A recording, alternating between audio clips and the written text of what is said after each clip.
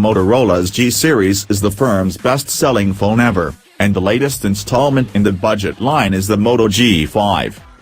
Manufacturer Lenovo has decided to kick things up a notch with a more premium, metallic design and an impressive host of extras that you wouldn't usually expect to find in a phone this cheap.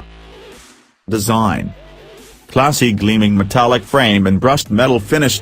If we compare it to last year's MOTO G4, which was all plastic and lacked a fingerprint scanner, the forward strides are obvious. The metallic back looks and feels very nice, and the metal panel gives way to a plastic bumper section at the top and bottom, which will be more durable in the event of a fall. On the bottom edge, you'll find a micro USB port and a small indent to help you prise the back off to reveal the removable battery, SIM slots, and the microSD card slot, up to 128GB. Display: that display is a 5-inch IPS LCD with a resolution of 1920 by 1080 pixels.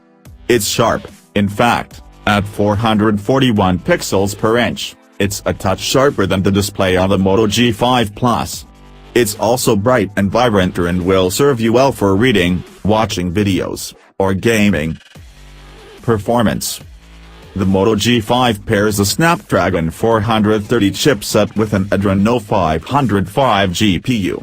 It feels like enough power for the majority of basic tasks. Browsing the web, typing messages, and swiping around is hitch-free. The only time we felt any lag was coming in and out of apps and games. It's a little slow to load and a little slow to quit. Our MOTO G5 review handset is the 3GB version, and we definitely advise spending the extra £10 to get it. We suspect the app switching delays will be worse on the 2GB model. Software: the MOTO G5 also runs the latest version of Android 7.0 Nougat, with some handy gestures and options via the Moto app. Camera: it also boasts a 13MP main camera with phase detection autofocus and a 5MP selfie camera with a wide-angle lens for group shots. That's an impressive set of specs on paper. The G5 Plus camera may only be rated at 12MP, but it's a superior Sony IMX260 sensor. Battery: the battery life of the MOTO G5 is typical. On a normal day of mixed use, you're going to want to charge it up at night. We never dropped below 10% before bedtime, even on a busy day of shooting photos and gaming, but it also never lasted beyond a day and a half.